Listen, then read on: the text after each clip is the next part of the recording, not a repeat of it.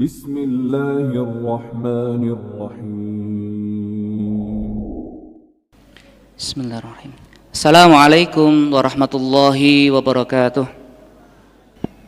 Ikhwati wa akhwati fillah rahimani rahimakumullah. Alhamdulillah, kita bersyukur kepada Allah di pagi hari ini dikumpulkan dalam keadaan yang baik, di tempat yang baik, dalam rangka sesuatu yang baik.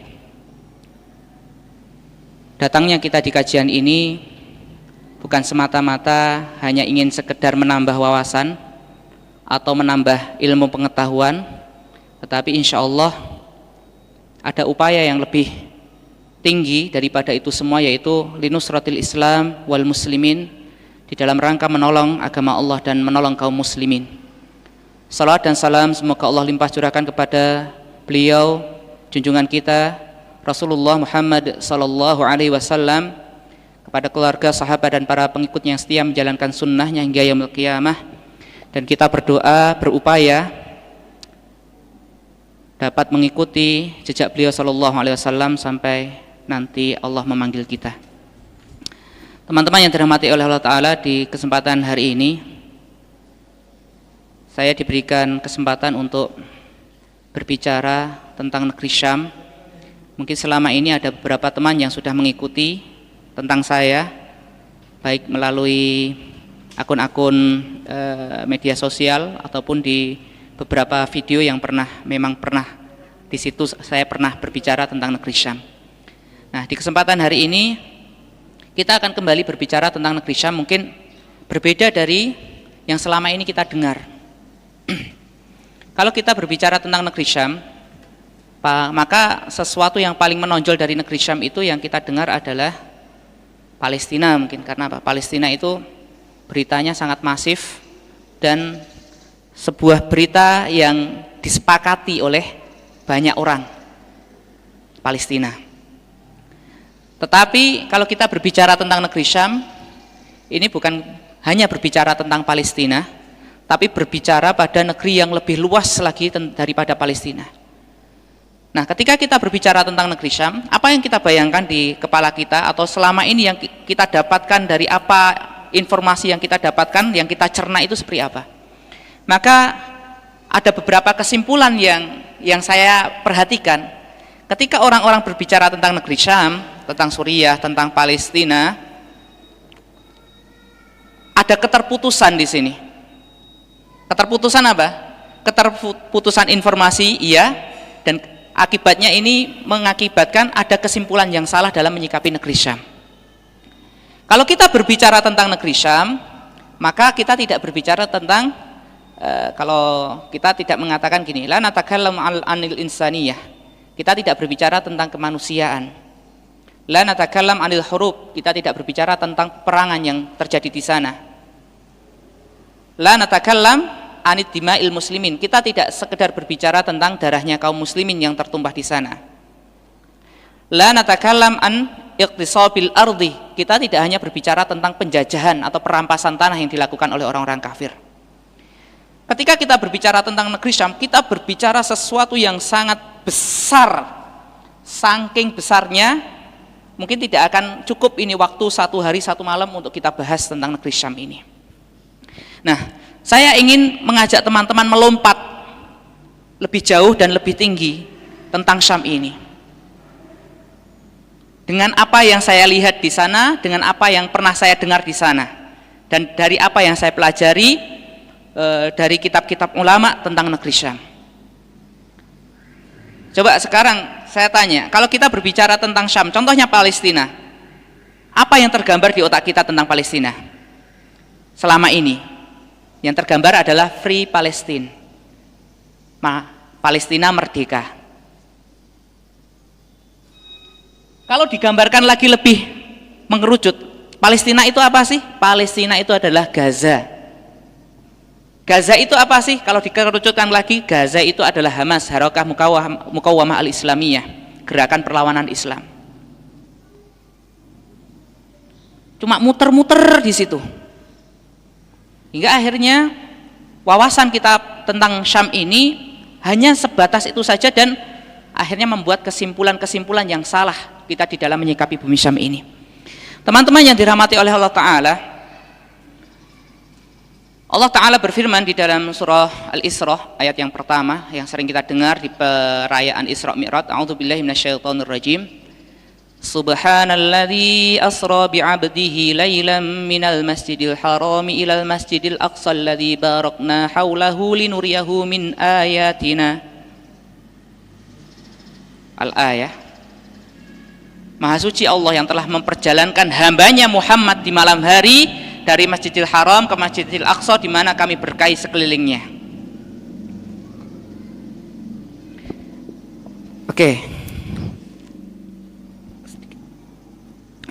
Judul dari kajian ini adalah Syam dulu, hari ini dan besok. Kita berbicara tentang Syam ini, kita berbicara tentang masa depan kaum muslimin. Masa depan kaum muslimin sebagaimana yang dikabarkan oleh Rasulullah Shallallahu Alaihi Wasallam. Yang tentunya kita yakin bahwasanya Rasul ini tidak mungkin berbicara dengan hawa nafsu. Beliau berbicara itu atas dasar wahyu. Bagaimana cara menyikapi Syam? Maka kita menyikapi yang pertama kali kita harus bagaimana wahyu itu berbicara tentang negeri Syam. Bagaimana Al-Quran berbicara tentang negeri Syam, bagaimana As-Sunnah berbicara tentang negeri Syam, dan bagaimana ulama-ulama mu'tabar itu berbicara tentang negeri Syam. Nah, dari dasar ini kita berbicara sehingga apa? Kita bisa menentukan sikap yang benar terhadap negeri Syam ini. Apakah kita harus berpihak di pihak A atau di pihak B? Ataukah kita harus turut di dalam pertempuran yang sekarang bergolak di negeri Syam, atau kita harus berdiam diri atau bahkan mengecam daripada peperangan yang terjadi di negeri Syam ini? Berbicara dari wahyu, berbicara Syam yang awal itu dari wahyu, sehingga kita tidak salah posisi. Di Al-Quran ada beberapa ayat yang berbicara tentang negeri Syam, negeri yang diberkahi, Ardun Muqaddas, negeri yang disucikan. Dan ini ditopang oleh hadis-hadis Rasulullah SAW yang jumlahnya itu puluhan, mungkin bahkan ratusan, termasuk hadis dhaif ataupun hadis yang mungkar di dalamnya. Nah, ini ada satu kitab khusus yang dikarang oleh Al-Imam Al-Hafidh Ibnu Rajab Al-Hambali. Beliau mengarang kitab khusus yang berjudul Himayatus Syam Al-Musamma Fadhailus Syam, penjagaan terhadap negeri Syam, atau juga disebut keutamaan-keutamaan negeri Syam. Di sini ada puluhan, ratusan hadis yang berbicara tentang negeri Syam. Baik hadis yang berbicara tentang masa lalu ataupun berbicara di masa depan untuk negeri Syam ini. Nah, kita akan berbicara dari wahyu. Orang Islam ini apa? Karena ini fitnahnya kan banyak. Fitnah ini banyak. Kalau kita makan berita dari berita-berita, kanal-kanal berita yang tidak jelas, kita akan dibuat bingung. Contoh untuk menyikapi Palestina saja. Palestina di Palestina ini orang sebagian besar sepakat apa yang terjadi di Palestina adalah penjajahan Zionis Yahudi terhadap orang-orang Palestina. Semuanya hampir sepakat, tapi sebagian banyak juga tidak sepakat. Kemarin saya diberikan salah satu akun Zionis propaganda Yahudi di Indonesia, tidak tahu nama akunnya apa itu. Dia berbicara bahasanya orang Yahudi itu ya memang berhak untuk Palestina, karena apa? Itu adalah negeri mereka, negeri yang dijanjikan untuk mereka. Jadi keberadaan mereka itu legal. Secara apa? Secara wahyu, maksudnya dalam hal ini secara peninggalan ajaran mereka yang dikatakan termasuk agama Samawi, termasuk secara perjanjian internasional. Di situ ada propaganda.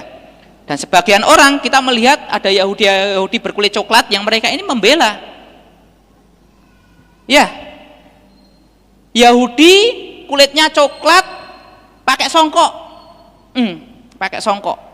Katanya kemarin masuk ke Israel sana, ya orang Israel tuh baik-baik kok.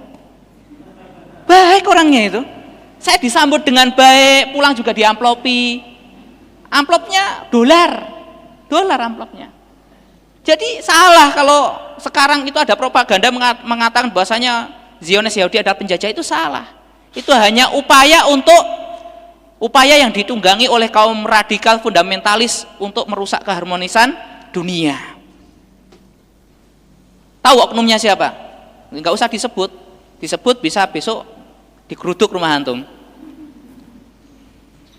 Ini padahal ini sesuatu yang mungkin kalau dalam hadis itu riwayatnya mutawatir, diriwayatkan oleh banyak orang, dan banyak orang ini tidak mungkin berdusta antara satu dengan yang lain. Semua orang juga tahu.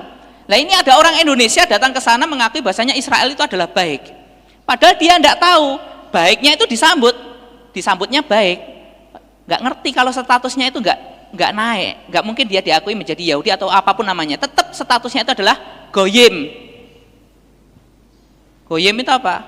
Budak. Jadi Yahudi kulit hitam itu nggak diakui oleh mereka. Karena apa? Orang Yahudi adalah bangsa yang paling rasis di dunia. Itu kita bicara Palestinanya. Kalau sudah bicara tentang Suriahnya, yang sekarang juga sedang bergolak sampai sekarang, maka itu lebih tidak disepakati lagi. Karena banyak yang membela Bashar al-Assad ini, banyak yang membela. Jadi banyak orang yang terombang-ambing bagaimana ini menyikapi tentang contoh kasus Suriah ini. Apakah memang yang terjadi di sana adalah fitnah, ataukah benar yang jihad yang terjadi di sana itu hanya sekedar jihad fitnah? Yaitu bukan jihad sebenarnya. Yang ada adalah iktital bainal muslimin, itu hanya saling bunuh antara kaum muslimin karena sama-sama bertakbir. Atau semudah itu mereka mengambil kesimpulan. Tetapi kalau kita kembalikan kepada wahyu ini, insya Allah kita nggak akan bingung bersikap tentang Suriah ini, atau tentang Palestina, atau tentang bumi Syam secara umum. Teman-teman yang dirahmati oleh Allah Ta'ala, kita berbicara tentang negeri Syam ini, maka saya katakan, ini hitam putihnya kaum muslimin di seluruh dunia itu adalah negeri Syam. Maka alangkah mengherankannya kalau ada umat Islam ini, dia nggak peduli dengan standar mereka. Standarnya baik buruknya umat Islam ini bukan Mekah Madinah, tapi negeri Syam. Dari mana kita tahu? Dari wahyu. Siapa yang berbicara? Rasulullah Muhammad sallallahu alaihi wasallam, as-shadiqul masduq, seseorang yang benar dan pasti dibenarkan, orang yang paling jujur di antara makhluk yang paling jujur. Wa ma yantiqul 'anil hawa in huwa illa wahyu yuha. Dia yang tidak berbicara dengan hawa nafsunya, dan dia hanya berbicara dengan atas dasar wahyu. Apa yang beliau katakan? Beliau mengatakan, idza fasada ahlus syami fala khaira fikum. Ketika penduduk negeri Syam ini telah rusak, maka tidak ada kebaikan untuk kalian semuanya. Kalian siapa? Kalian kaum muslimin. Dan itu ditujukan khitabnya, pembicaraan itu waktu itu sama siapa? Sama sahabat. Kalau ini negeri Syam rusak, tidak ada kebaikan untuk kalian. Dan dijadikan contoh itu adalah sahabat khairul qurun, orang-orang yang menjadi generasi terbaik di masa lalu ataupun sampai sekarang, itu adalah generasi terbaik. Idza fasada ahlus syami fala khaira fikum. Jika penduduk negeri Syam ini rusak, maka tidak ada kebaikan untuk kalian. Kalau lihat Indonesia ini sebagai negeri kaum muslimin terbesar di dunia, kocar-kacir, tidak jelas warnanya, tidak jelas jeluntrungannya. Kenapa bisa seperti itu? Maka lihat mizannya itu di mana? Mizannya itu di negeri Syam sana. Negeri Syam sudah serusak itu, baik rusak karena peperangan ataupun rusak secara agama mereka. Negeri Syam ini kan termasuk Yordania, Libanon, Palestina, Suriah, Israel, gak usah disebut sebenarnya. Kalau ke Libanon, kemarin tim kita masuk ke Libanon, mereka ngeluh, duh cak, aduh Libanon ini mungkin kayak Eropa. Baliho-baliho itu buka semua, perempuan-perempuan sufur dibuka di situ. Mungkin bagi orang-orang yang di sini yang di masa lalunya ada sebagian di sini yang jadi penggemarnya siapa itu penyanyi Libanon, Nancy Ajram, yang ketawa mesti ini pernah lihat ini. Yang nggak ketawa, yang mukanya datar, insya Allah Anda selamat. Termasuk saya nggak selamat ini. Saya sih bukan penggemar, gara-gara ada teman itu dulu belajar bahasa Arab, pengen belajar amiyah itu, dengarnya Nancy Ajram, dikira lagu Arab itu sholawatan dinyanyikan ya. Padahal lagunya isinya nggak jauh lagu-lagu alainya orang Arab sana. Kacau rusak. Libanon kocar-kacir. Masuk Yordania, saya masuk ke Yordania. Di sana hampir 1 bulan, gedek-gedek saya juga, ya Allah, Yordania. Itu republiknya namanya bukan, kerajaan Mamlakah Urduniyah Hashimiyah, kan namanya Hashimiyah. Itu pimpinan Yordania ini kan keturunan Ahlul Bait dia tuh. Masih dzurriyyah, masih habaib. Masih habaib itu rajanya Yordania itu. Tapi lihat istri sama anaknya ada yang pakai kerudung. Jangankan kok jilbab lebar, kerudung saja itu tidak ada. Yordan. Apalagi lihat Lebanon sudah nggak karu-karuan, Yordan juga nggak karuan, Israel ya jangan tanya, rusak semua lah di situ. Suriah nggak karu-karuan. Sekarang mungkin sebagian kita ini tersepona dengan kayak Palestina. Palestina masya Allah, di Gaza itu anak-anak menghafal Quran sekian ribu sekian ini. Yang sering kita dengarkan tentang Palestina, iya apa enggak? Di Gaza itu anak-anak penghafal Quran banyak. Mereka itu orangnya sabat teguh di dalam berjihad melawan Zionis. Tapi kalau antum berbicara tentang Palestinanya secara umum, jangan Gazanya, Palestina secara umum, mohon maaf, degradasi iman, moral, ilmu di situ hancur sehancur-hancurnya, anjlok seanjlok-anjloknya. Kemarin waktu di Turki saya ikut konferensi internasional di Al-Quds untuk pembebasan Al-Quds itu di Istanbul. Salah satu pemateri itu melakukan Zionisme untuk menghancurkan generasi Palestina. Yang mereka lakukan apa? Mereka memberikan akses seluas-luasnya untuk penggunaan obat bius. Di sekitaran Al-Quds itu, sekitaran Al-Quds itu pengguna yang terdata, pengguna obat bius itu 20.000. 20.000 itu pengguna nyimeng, pengguna cimeng di sana. Antum kalau lihat di Bethlehem dan seterusnya, antum lihat kehidupan di sana tidak mencerminkan kehidupan Islami. Perempuan tok jangankan pakai niqab atau pakai, itu cuma di Gaza. Di luar itu bahkan ada yang ingat salah satu ikon perjuangan Palestina perempuan, siapa namanya? Ada yang ingat? Ahed Tamimi yang kemarin ditangkap sama Zionis, dan itu oleh kita diangkat. Wah, ini loh gadis Palestina heroik. Kok bisa itu loh, anak-anak ngaji yang diangkat Ahed Tamimi. Ahed Tamimi sosialis, orang kiri dia itu, nggak jelas agamanya, dijadikan simbol perlawanan untuk Palestina. Kan ini membuktikan kita ini jomplang, ini memahami apa namanya perlawanan atau perjuangan bumi Syam ini betul-betul jomplang kita. Padahal Al-Quds, Masjidil Aqsa, ini pegang omongan saya, wallahi tidak pernah akan dibebaskan selamanya kecuali ketika yang menjulang itu adalah bendera tauhid, bendera la ilaha illallah, bukan bendera nasionalisme. Ketika yang berbicara adalah perjuangan bumi Syam, ini bukan berbicara tentang regional wilayah, tidak. Jadi nggak ada ceritanya. Antum baca sejarah tarikh pembebasan Al-Quds itu, dan pembebasan Al-Quds itu tidak pernah dibebaskan melalui tiba-tiba satu pintu. Tiba-tiba mujahidin datang ke Al-Quds, itu tidak ada ceritanya. Pembebasan pertama itu di masa siapa? Umar bin Khattab. Itu dari mana? Damaskus. Damaskus dibebaskan, kemudian Al-Aqsa terbebaskan. Berikutnya di masanya Salahuddin Al-Ayyubi rahimahullah ta'ala, dibebaskan dari mana? Dari Mesir. Waktu itu apa yang dilakukan Salahuddin? Sebelum berbicara pembebasan Al-Aqsa, apa yang dilakukan? Dia habisi dulu orang-orang Fatimiyah itu, orang-orang Syiah Rafidhah. Diselesaikan orang Syiah Rafidhah, baru beliau buka gerbang Al-Quds. Kan ditanya Salahuddin, kok bisa kamu itu memerangi saudara seiman, sama-sama bersahadat, kok daripada memerangi orang-orang yang jelas-jelas penjajah, orang yang nyembah salib? Katanya Salahuddin, mana mungkin aku akan memerangi orang-orang salib sementara punggungku diincar oleh orang-orang Rafidhah. Selesaikan dulu orang Rafidhah, baru diselesaikan untuk orang-orang salib. Dan itu melalui pintu, ada pintunya, ada gerbang yang harus dibuka sebelum Al-Quds itu dibuka. Maka apalagi kalau cuma sekarang, ya kalau ini bukan nyinyir sih, apalagi sekarang kalau kita berbicara perjuangan Palestina, mohon maaf, berbicara tentang perjuangan Palestina, pembebasan Al-Aqsa, pembebasan Al-Quds, lewatnya apa? Mohon maaf, lewat nonton bioskop, lewat konser.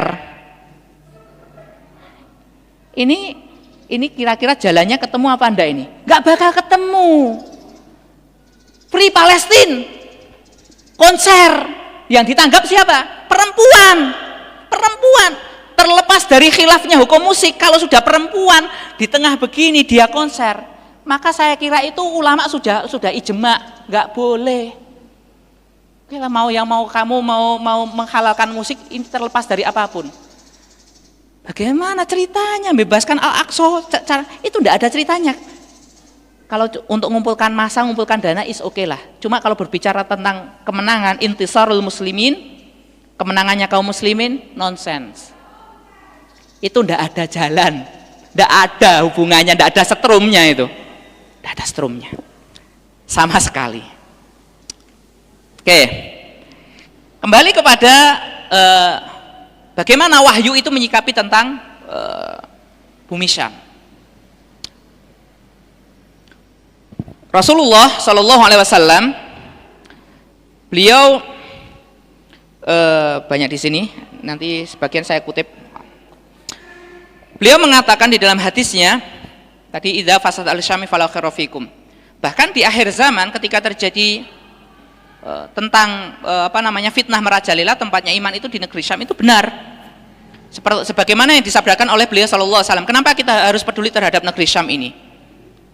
Punjering bumi, pusatnya buminya kaum muslim itu negeri Syam. Beliau mengatakan, ala fa innal imana idza waqa'atil fitanu bisyam.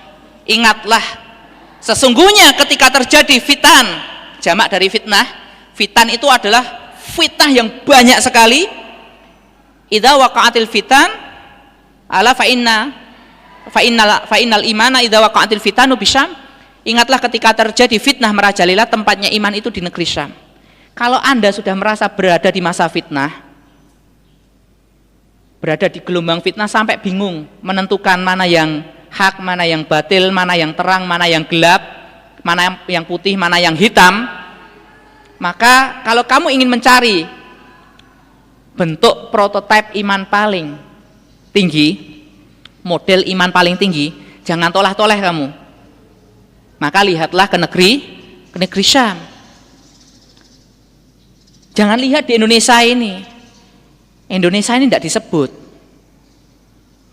Terus kalau ada orang mengatakan, mungkin sebagian sudah pernah mendengar, sesungguhnya kebangkitan kaum muslimin itu nanti akan berasal dari Indonesia. Pernah dengar kalimat ini? Berdasarkan dari hadis yang nggak tahu dia dapat tafsiran hadis ini dari mana. Hadisnya saya nggak tahu matanya nggak ngerti. Cuma secara garis besar begini. Nanti akan dibukakan kepada kalian Kanzul Ahmar wa Kanzul Abyad. Tuftah alaikum. Dibukakan untuk kalian Kanzul Ahmar wa Kanzul Abyad, perbendaharaan merah dan perbendaharaan putih. Nah, ini hadisnya seperti itu. Ini kalau nggak salah waktu di dalam sirah itu ketika perang Khandaq, perang Ahzab, Rasulullah memberikan kabar akan dibukakan untuk kalian Kanzul Ahmar wa Kanzul Abyad, perbendaharaan merah dan perbendaharaan putih. Ulama ini sudah memberikan tafsir. Kanzul Ahmar bimakna adzahab, yakni apa? Emas. Perbendaharaan merah itu maksudnya emas, yaitu sebuah negeri yang mereka itu sangat mengagungkan emas. Siapa itu? Rum atau Romawi. Ya. Yang kedua, Kanzul Abyad bimakna fiddatun. Kanzul Abyad ini adalah perak. Siapa yang biasa menggunakan perak? Ini adalah Farsi atau Persia. Dan di masanya Umar bin Khattab, Romawi ini ditaklukkan, Persia ditaklukkan. Jadi Kanzul Ahmar wa Kanzul Abyad ini sudah ditaklukkan di masa lalu, sudah lewat. Nah, hadis ini tiba-tiba tidak tahu sekarang kok ada lagi yang memaknai bahasanya Kanzul Ahmar wal Abyad itu adalah merah putih. Merah putih itu adalah Indonesia. Saya Indonesia, saya Pancasila, saya korupsi, Mbah. Wah, memang ini korupsi itu ijma 4 mazhab itu haram kecuali satu imam itu saja memang. Ini bagaimana ceritanya? Hadis ini sekarang ditakwilnya itu menjadi Indonesia. Ulama mana yang mentakwil hadis sampai sedemikian rupa? Tidak ada. hati-hati memahami nusus ini, kita harus hati-hati. Nas ini lewat sedikit, meleset sedikit, lama-lama agak-agak mirip, nanti jadi kayak dukun juga nanti. Karena apa? Mentakyin sebuah hadis dengan hawa nafsu juga nanti itu.